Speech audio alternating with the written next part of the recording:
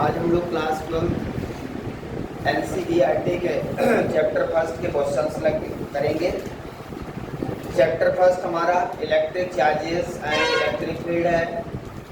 तो आज हम लोग एनसीईआरटी के न्यूमेरिकल्स प्रॉब्लम एक्सरसाइज की जो प्रॉब्लम है उन्हें आज सॉल्व करेंगे, ठीक है ना। तो सबसे पहले एक्सरसाइज एनसीईआरटी जो हमारी बुक है, ये आप सभी लोग देख सकते हैं जिनके पास बुक नहीं है, ठीक है।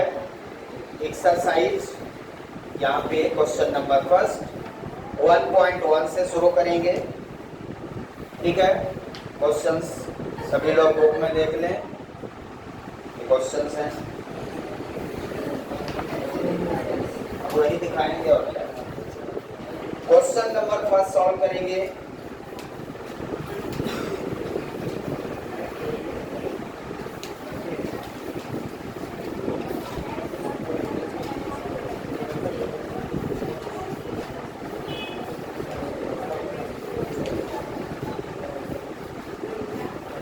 Exercise problem and it's solution.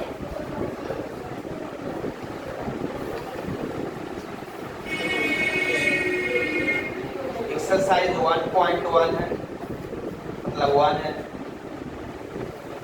Problem number first यहां से शुरू होगी 1.1। प्रॉब्लम नंबर फर्स्ट हमारी क्या है 1.1। शुरू करते हैं और आपको सुनना है और उसका सलूशन लिखना है, ठीक है। मुझे उम्मीद है ये सारे क्वेश्चन आप बिना पढ़े सॉल्व कर लेंगे। हाँ, पढ़ना पड़ेगा। ये सारे क्वेश्चन आपको ज़्यादा पढ़ने की जरूरत नहीं है, क्योंकि आप सब पढ़ चुके हो। ऐसा कुछ है नहीं इसमें।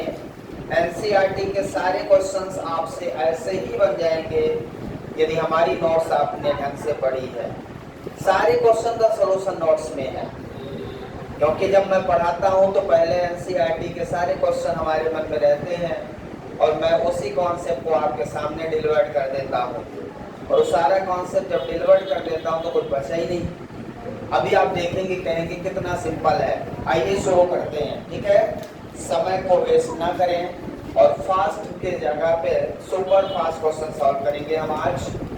स्पीडली सॉल्व करेंगे और आपको ध्यान देना है, जहां नहीं समझ में आएगा वहां पूछ लीजिएगा। प्रॉब्लम नंबर 1.1 है, ध्यान से देखेंगे। क्वेश्चन जिनके पास बुक नहीं है सुनेंगे। What is the force between two small charge sphere having charges 2 × 10⁻⁷ coulomb. दो स्मॉल स्फीयर है, ऐसा आप समझेंगे। दो स्मॉल स्फीयर है, ठीक है। पहले का चार्ज, इसका चार्ज जो गिवन है, मान लीजिए चार्ज Q1 है, कितना गिवन है 2 ×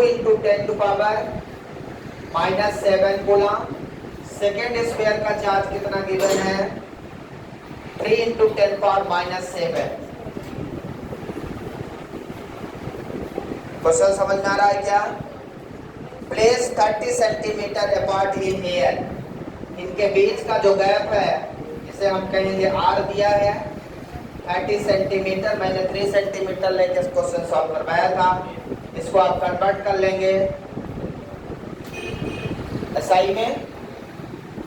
what is the force of attraction और रिपल्सन। तो यहाँ पे लाइट चार्जेज है तो force of repulsion between them solve कर दें अकॉर्डिंग टू कूलॉम्स लॉ। किसके साथ चलेंगे हम लोग, किससे नहीं बनेगी ये प्रॉब्लम, बोलिए। ये प्रॉब्लम कितने लोगों को समझ में आ गई है? बाकी लोगों को नहीं आई? नहीं आई तुमको बेटा? क्यों नहीं आई? मतलब कूलॉम्स लॉ नहीं पता। जिसको समझ में नहीं आ रहा मतलब उसको कूलॉम्स लॉ नहीं पता है, उसके लिए आपको पढ़ना पड़ेगा।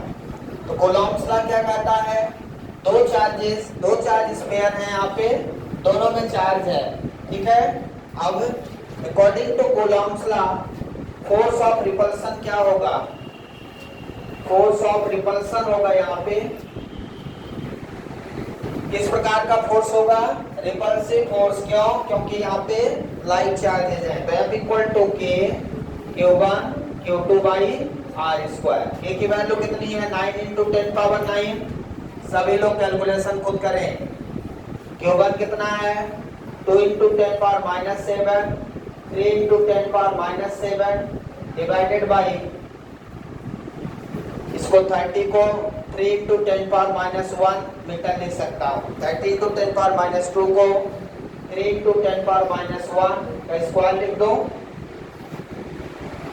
ये हो जाएगा 9 इंटू 2 इंटू 3 इंटू 10 पावर, ये 2 बचेगा, माइनस 5 हो जाएगा divided by 9 into 10 power minus 2। 9 से 9 कैंसिल हो गया, कितना हो जाएगा ये? 3 2 जा 6 इंटू 10 पावर, ये ऊपर जाएगा 7 न्यूटन। सही है? 9 में से 7 गए,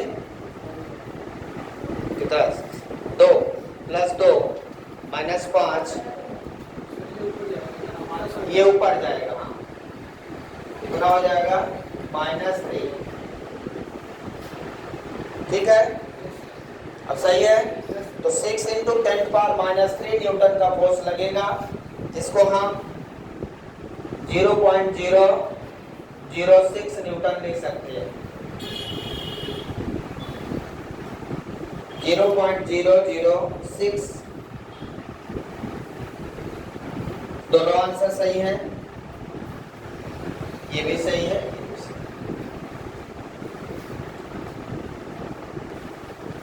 नेक्स्ट करते हैं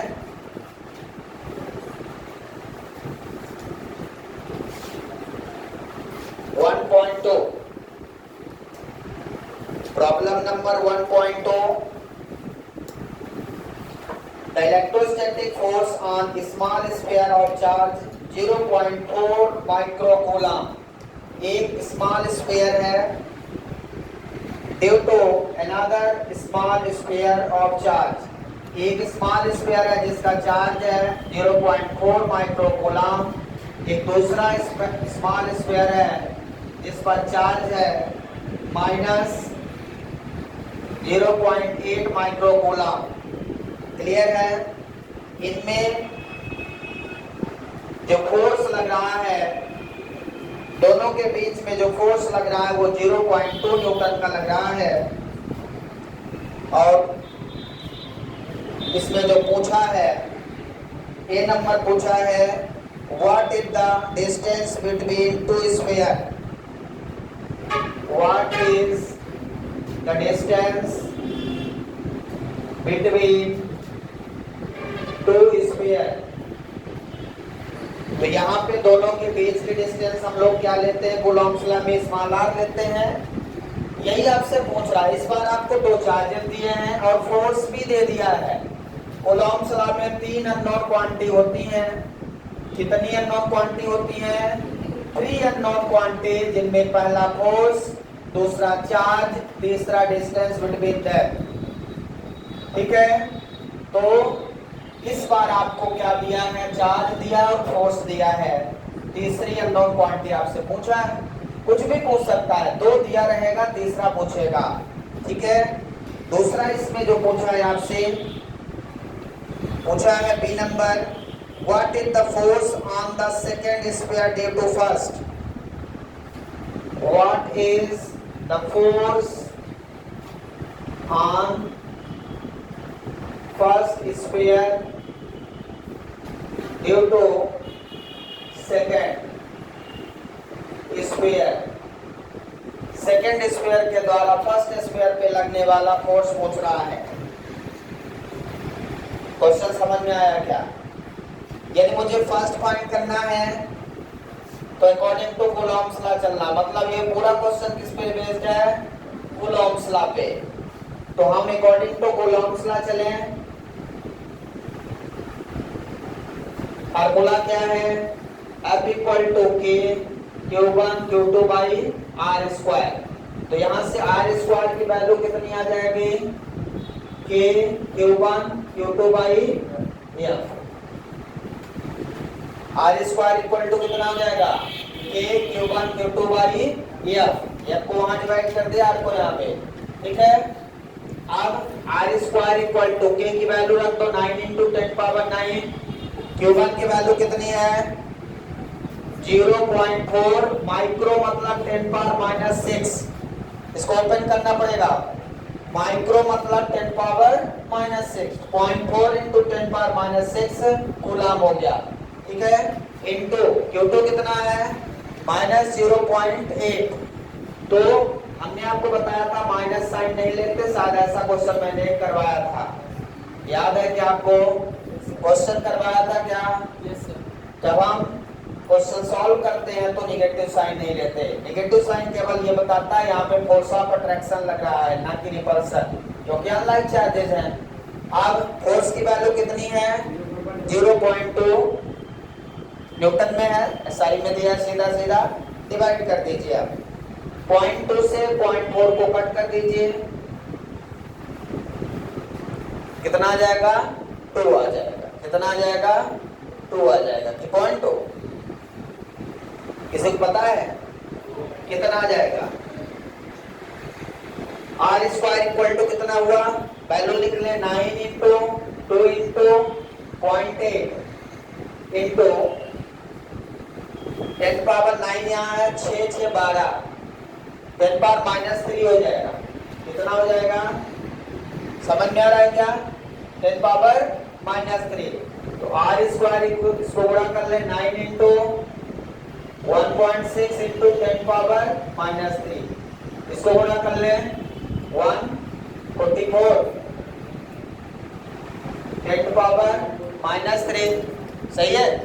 तो R स्क्वायर, अब आपको स्क्वायर रूट लेना है तो इसको इस डेसिमल को हटा दो, 144 इंटू 10 पावर माइनस 4, सही है। तो R equal to square root ले लो 144 इंटू 10 पावर माइनस 4, 144 का square root 12 10 power minus 2 metre, कितना आ गया, कितना मीटर आ गया, या इसको लिख सकते हो 0.12 मीटर, सही है। चेक कर लीजिए, किसी को शंका हो तो बता दे। वेरी सिंपल प्रॉब्लम है, फर्स्ट पार्ट आपका ए आ चुका है, ए नंबर मैंने फाइंड कर दिया, देख लीजिए। सेकंड, इसमें बी पार्ट क्या पूछ रहा है, देखिए, what is the force on sphere first due to sphere 2, पहले स्फीयर पे दूसरा स्फीयर कितना फोर्स लगाता है, किसी को पता है? कूलॉम्स ने ये कहा कि जितना फोर्स ये वाला स्फीयर इस पे लगाएगा उतना ही फोर्स ये वाला इस पे लगाएगा। According to Coulomb's law, force acting between two bodies always equal in magnitude. Coulomb के नियमानुसार एक बॉडी, यदि हमारे पास दो बॉडी यहाँ पे रखे, देखिए दोनों चार्ज हैं, तो जितना ये बॉडी इस पे फोर्स लगाएगी और ये बॉडी इस पे फोर्स लगाएगी, दोनों का मैग्नीट्यूड हमेशा बराबर होगा। क्यों? क्योंकि फोर्स का फार्मूला हम लोग क्या लिखते हैं, K Q1 Q2 by R square. Q1 Q2 जितना ये वाली बॉडी इस पे फोर्स लगाएगी, तो इन दोनों के चार्ज का प्रोडक्ट, उतना ही इस पे फोर्स कितना लगेगा इस बॉडी के द्वारा, तो चार्ज का प्रोडक्ट रहेगा ही Q1 Q2 या Q2 into Q1, Q1 into Q2 या Q2 इंटू Q1 से कोई इफेक्ट नहीं पड़ता। मतलब ये पॉजिटिव चार्ज है तो ये क्या करेगी, इस बॉडी, ये निगेटिव है, इसको खींचेगी अपनी ओर, ये क्या करेगी, इसको अपनी ओर खींचेगी, दोनों में फोर्स ऑफ अट्रैक्शन होगा। तो force between, force on first body, first sphere due to second sphere are equal in magnitude, equal in magnitude. कितना हो जाएगा भैया, F इक्वल टू कितना फोर्स लग रहा है इन दोनों में, 0.2 न्यूटन। क्वेश्चन पहले से दिया, फोर्स कितना लग रहा, 0.2 न्यूटन। मतलब फर्स्ट बॉडी सेकेंड बॉडी पे जितना फोर्स लगाती है उतना ही force second body first body पे लगाएगी। ये अकॉर्डिंग टू कूलॉम्स लॉ है। एक बॉडी दूसरी बॉडी पे जितना फोर्स लगाती है दूसरी बॉडी पहली बॉडी पे भी उतना ही फोर्स लगाती है। ऐसा नहीं कि ये वाली बॉडी इस पे 0.2 न्यूटन लगाती है तो ये वाली इस पे कुछ दूसरा लगाएगी। क्यों दूसरा लगाएगी, क्योंकि Q1 Q2 प्रोडक्ट के की वैल्यू कांस्टेंट, डिस्टेंस कांस्टेंट, तो वैल्यू तो वही रहेगी, चाहे ये इस पे लगाए चाहे इस पे लगाए। क्वेश्चन पूछने का तरीका उसका ये है कि फर्स्ट बॉडी पे सेकेंड बॉडी कितना फोर्स लगाएगी, तो जितना फर्स्ट सेकेंड पे लगाएगी उतना ही सेकेंड फर्स्ट पे लगाएगी। तो फोर्स में कभी कोई चेंज नहीं आएगा, मैग्नीट्यूड में कभी चेंज नहीं आएगा। डायरेक्शन चेंज हो सकती है, दोनों फोर्स की डायरेक्शन चेंज हो सकती है, लेकिन मैग्नीट्यूड में वैल्यू इक्वल। समझ में आया क्या, जल्दी से लिख लें, आगे बढ़े हम। समझ में आ गया। इसके बाद 1.3 पे चलिए। प्रॉब्लम नंबर 1.3 क्या प्रॉब्लम है, check that the ratio k e square by g me mp is dimensionless। आपको ये चेक करना है कि ये रेशियो क्या है, डायमेंशनलेस है। Look up a table of physical condition constant and determine the value of this ratio, what does the ratio signify. ठीक है, तो ये प्रॉब्लम नंबर है 1.3। आपसे जो क्वेश्चन पूछ रहा है, ये जो लिखा हुआ है क्या ये डायमेंशनलेस है, आपसे पूछ रहा है, चेक करिए ये डायमेंशनलेस है। क्या ये डायमेंशनलेस है? तो डायमेंशनलेस प्रूव करने के लिए मुझे k का डायमेंशन, E मतलब इलेक्ट्रिक चार्ज का डायमेंशन, G मतलब ग्रेविटेशनल यूनिवर्सल कांस्टेंट का dimension, mass of electron and mass of proton, इन सभी का डायमेंशन हमें पता होना चाहिए। जिनमें से ये मास हमारा फंडामेंटल क्वांटिटी है जिसका डायमेंशन आपको पता है, मास को m से लिखते हैं। k इलेक्ट्रोस्टैटिक फोर्स कांस्टेंट है, कि क्या है, electrostatic force constant. First chapter में आपने पढ़ा है, इसका डायमेंशन आपको निकाल लेना है, F equal to k Q1 Q2 by R square. इस फार्मूले से मुझे k का डायमेंशन निकालना है, तो k इक्वल टू क्या हो जाएगा, F R square upon Q1 Q2। अब इसका डायमेंशन पहले निकाल लीजिए। फोर्स का डायमेंशन क्या होता है, mLT माइनस 2, चार्ज का होता है लेंथ का मीटर स्क्वायर, तो L square divided by charge का 80 इंटू 80 का स्क्वायर। अब यहां से ध्यान से देखें, m एल और एल स्क्वायर है, एल क्यूब, t माइनस 2 और ये t ऊपर जाएगा, यहाँ t स्क्वायर है ना, ये ऊपर जाएगा तो t माइनस 2 और t minus 2 already, t minus 4 a minus 2। So this is the dimensional formula of k। जिसको ना बने वो 11th क्लास ज्वाइन करे, बाकी से ज्यादा नहीं समझाया जा सकता। भाई नहीं बनता 11th क्लास पढ़िए, मंडे से स्टार्ट है यूनिट्स एंड डायमेंशन, अभी फर्स्ट चैप्टर चल रहा, आप पढ़ सकते हैं फ्री ऑफ कॉस्ट। नहीं बनता डायमेंशन, यदि नहीं बनता तो बनता है तो अच्छी बात है। तो ये किसका निकाल दिया आपने, k का।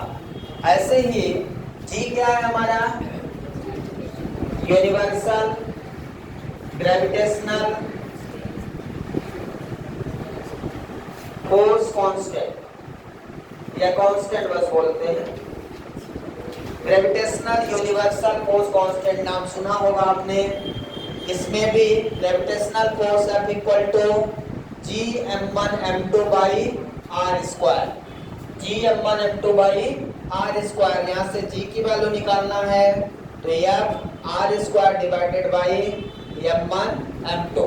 तो जी का डायमेंशन निकाल लें, फोर्स का mlt माइनस 2, लेंथ का l square divided by mass, mass का m होता है, कितने मास है यहाँ पे 2 मास है तो m स्क्वायर, एक मास कैंसिल हो जाएगा, ठीक है।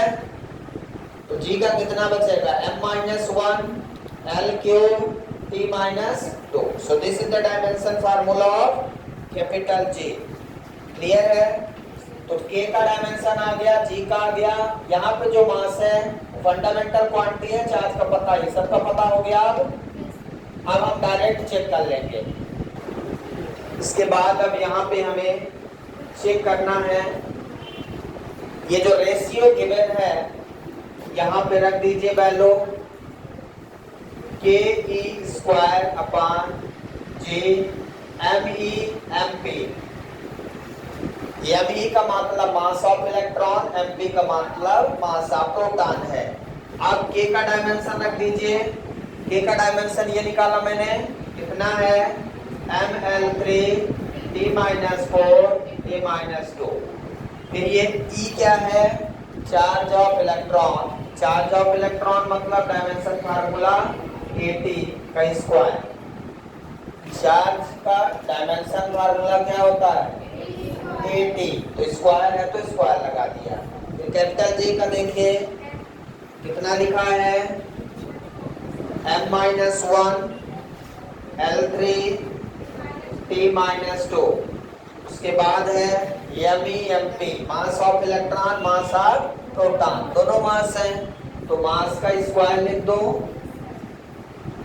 अब आपको चेक करना है, यहाँ से L क्यूब से L क्यूब कट जाएगा, है ना।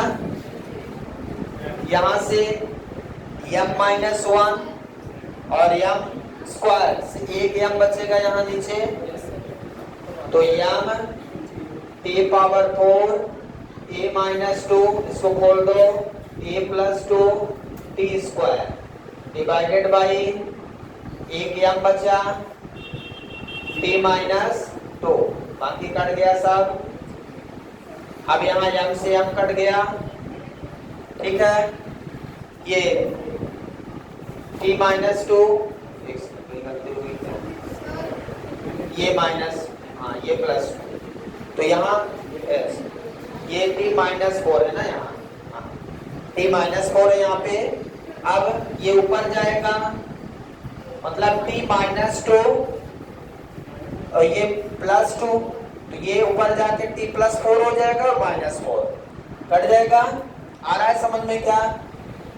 और a माइनस 2 a प्लस 2 ये कट गया, m से m कट गया, t से t कट जाएगा, क्या बचेगा m0 l0 t0। ये क्या मिल गया डायमेंशन लेस, मतलब जो रेशियो आपको गिवन था वो क्या है डायमेंशन लेस। क्लियर है सभी को? जल्दी से लिख लें। नेक्स्ट प्रॉब्लम देखें 1.4, कौन सा है 1.4, बात ना करें, क्वेश्चन सुने। फर्स्ट नंबर है इसमें, explain the meaning of statement electric charge of the body is quantized. Meaning of the electric charge body are quantized. किसी भी चार्ज को हम क्वांटाइज क्यों करते हैं? तो चार्ज एक स्मॉलेस्ट पार्टिकल है, जब वो एक बॉडी से दूसरी बॉडी में ट्रांसफर होता है तो मल्टीपल इंटीजर्स में ट्रांसफर होता है। तो quantization of charge Q equal to NE हम लोग लिखते हैं। आपको पता है जब कोई चार्ज पार्टिकल बहुत छोटे छोटे होते हैं तो वो जब चलते हैं तो वो क्वांटाइज्ड होते हैं। मतलब वो नंबर ऑफ पार्टिकल्स होते हैं, 1 इलेक्ट्रॉन, 2 इलेक्ट्रॉन, 3 इलेक्ट्रॉन्स। तो ये क्या होते हैं, क्वांटाइज्ड होते हैं, क्योंकि ट्रांसफर होते हैं। Transfer of electron from one body to another body, ये हमने लिखाया था। ट्रांसफर ऑफ इलेक्ट्रॉन या चार्ज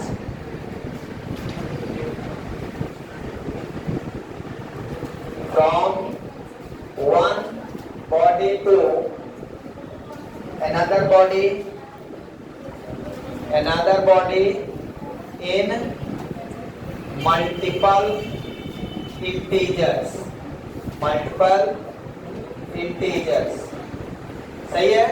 तो मल्टीपल इंटीजर्स में इलेक्ट्रॉन का एक बॉडी से दूसरी बॉडी में ट्रांसफर होना ही क्वांटाइज्ड कहलाता है, क्वांटाइजेशन कहलाता है।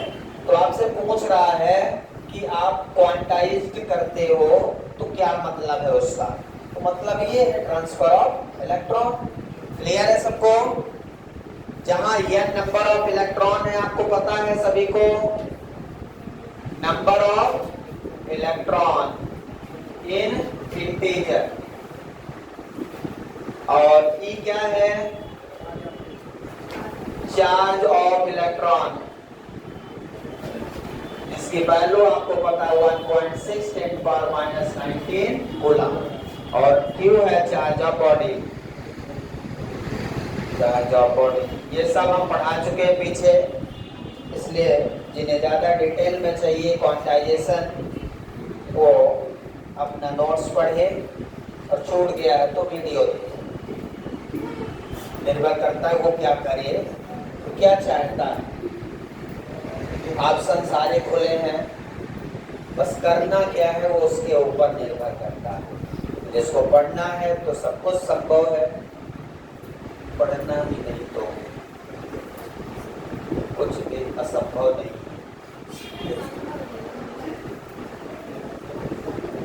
ठीक है, बी पार्ट पे चलते हैं हम। बी पार्ट क्या कहता है, why can one ignore quantization of electric charge when dealing with macroscopic large scale charges. मतलब ये बी पार्ट कह रहा है माइक्रोस्कोपिक, कल मैंने 11th क्लास में पढ़ाया था, मतलब लार्ज साइज। माइक्रो दो चीज होता है, एक माइक्रो होता है, मैक्रो। माइक्रोस्कोपिक का मतलब लार्ज साइज। यदि इलेक्ट्रॉन बड़ा हो जाए तो क्या होगा, size of electron is large when, इसका मतलब है when size of electron is large, then it produces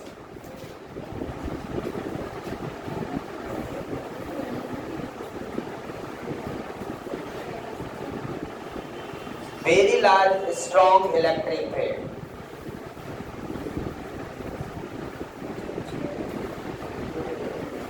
It produces large strong electric field. Charge छोटी की जगह चार्ज ऑफ इलेक्ट्रॉन आप जानते हो माइक्रोस्कोपिक होता है। क्या होता है चार्ज ऑफ इलेक्ट्रॉन? माइक्रोस्कोपिक होता है, मतलब इतना छोटा होता है जिसे हम माइक्रोस्कोप से देखते हैं। लेकिन क्वेश्चन आपसे ये कह रहा है कि वो तो बड़ा हो, तो चार्ज यदि बड़ा हो, मैक्रोस्कोपिक हो, माइक्रो नहीं मैक्रोस्कोपिक हो, तो क्या होगा? तो क्या होगा? Size of electron is large, then it produce large strong electric field. मतलब इट डज नॉट क्वांटाइज्ड, इसे क्वांटाइज नहीं किया जा सकता। It does not quantized, इसको क्वांटाइज नहीं किया जा सकता। यदि वो मैक्रोस्कोपिक हो जाए तो फिर क्वांटाइजेशन नहीं होगा, मतलब वो एक बॉडी से दूसरी बॉडी में फिर ट्रांसफर नहीं होगा, वो जिस बॉडी में है उसी बॉडी में रहेगा, यदि लार्ज साइज हो जाए तो। समझ पा रहे हैं आप? तो इस आपसे पूछ रहा है यदि इलेक्ट्रॉन माइक्रोस्कोपिक हो जाए तो क्या होगा। तो स्ट्रॉन्ग इलेक्ट्रिक फील्ड प्रोड्यूस करेगा और क्वांटाइज्ड नहीं होगा। क्लियर है सभी को? आंसर समझ में आ गया? क्वेश्चन का आंसर समझ में आया? नेक्स्ट क्वेश्चन पे चलते हैं अब 1.5 पे।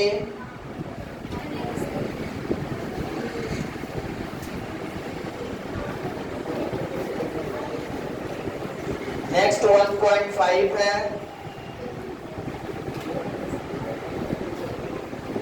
क्वेश्चन सभी लोग पढ़े, ये हम लोग हालांकि कर चुके हैं, क्वेश्चन आपको सुनना है। When a glass rod is rubbed with a silk cloth, charges appear on board. A similar phenomena is observed with many other pair of bodies. Explain how this observation is consistent with the law of conservation of charge. Question ये कहता है कि आपके पास एक किसकी rod है? Glass rod है, ठीक है ना? एक ग्लास रॉड है, आपको उस ग्लास रॉड को क्या करना है? रब करना है विद द सिल्क क्लॉथ।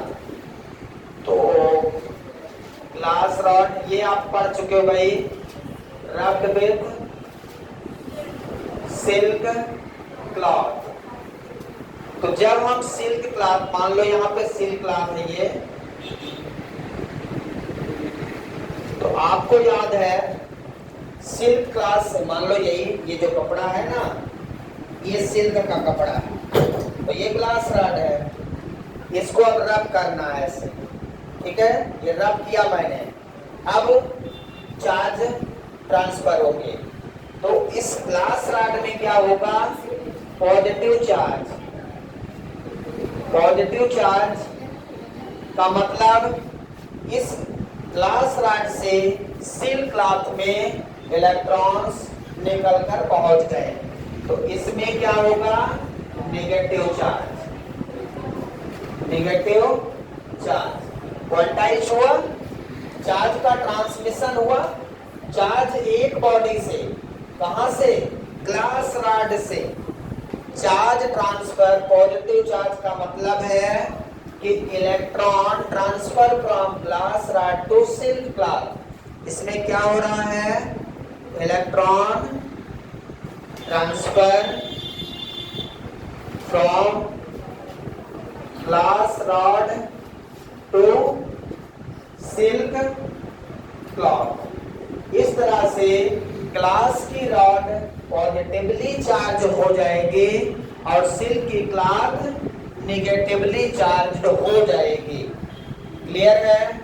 जो नेगेटिव चार्ज बॉडी हो रही है, इसका मतलब उसमें इलेक्ट्रॉन्स आ रहे हैं। जो पॉजिटिव चार्ज हो रही है बॉडी, इसका मतलब उससे इलेक्ट्रॉन निकल रहे हैं। बस इसका मतलब ये है। समझ में आ गया? तो 1.5 का आंसर ये है। इसके बाद 1.6 पे आते हैं।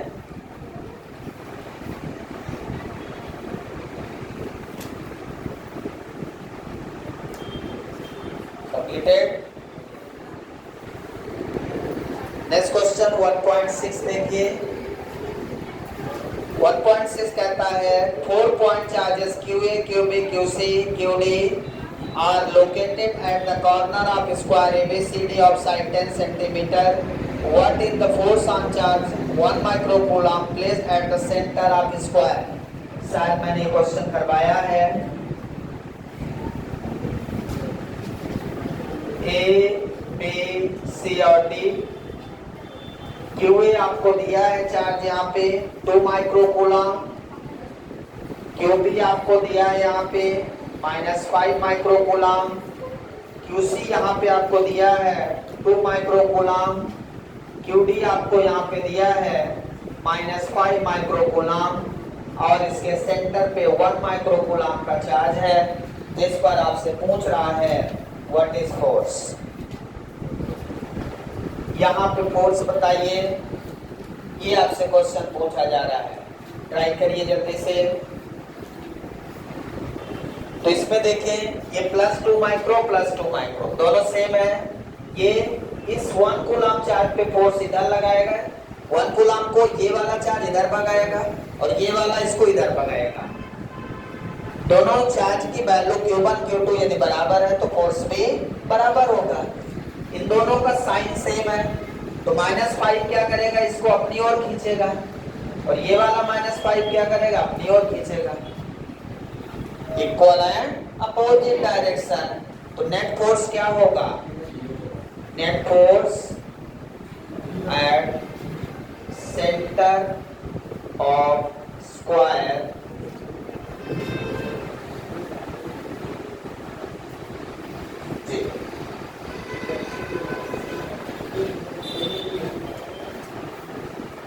यदि इसमें माइनस होता है प्लस होता तब तो होता, दोनों माइनस है मतलब दोनों से पोलैरिटी के हैं तो हमेशा 0 कर देंगे। ऐसे 3-4 क्वेश्चन मैंने क्लास में करवाए थे, आपको याद होगा। नहीं याद होगा तो आज घर में जाके एक बार देखेंगे तो याद आ जाएगा। अगला क्वेश्चन, नेक्स्ट क्वेश्चन 1.7।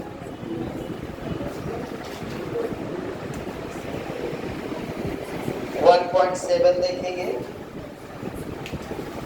क्वेश्चन है, ए पार्ट में है, इसमें an electrostatic field lines is continuous curve. Electrostatic field lines is a continuous curve. ये होती ही है, आपको पता ही है। That is a filled line cannot have sudden breaks. Why not? जो फील्ड लाइंस होती हैं वो सडन ब्रेक नहीं होती, क्यों? जो इलेक्ट्रिक फील्ड लाइंस है आपको पता है, यदि एक पॉजिटिव चार्ज है तो फील्ड लाइन हमेशा उस पॉजिटिव चार्ज से बाहर की ओर निकलती हैं, आप सभी को पता है। और ये कंटिन्यूअस बाहर निकलेगी, और यदि नेगेटिव चार्ज है तो उस पे फील्ड लाइंस कंटिन्यूअस आएंगी। और यदि पॉजिटिव और नेगेटिव चार्ज एक दूसरे के पास हैं तो पॉजिटिव से निकलेंगी, नेगेटिव पे टर्मिनेट होंगी। इस तरह से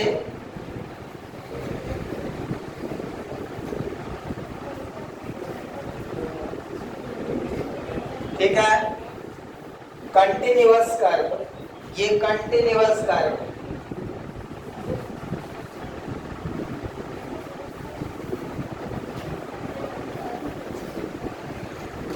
इलेक्ट्रिक फील्ड लाइंस क्यों कंटिन्यूअस कर्व बनाती हैं? क्योंकि ये हमेशा पॉजिटिव चार्ज से निकलती हैं और नेगेटिव चार्ज पे खत्म हो जाती हैं। It started because it started from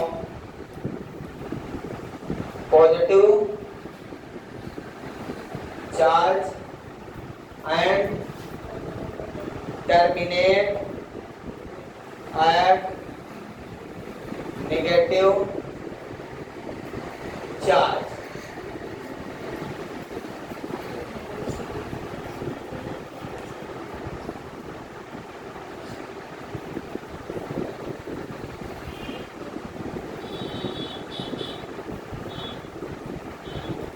और यदि कहीं पे ये क्रॉस कर जाए,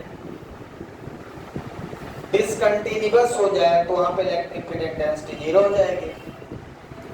फिर आ जाए, ऐसा तो संभव नहीं।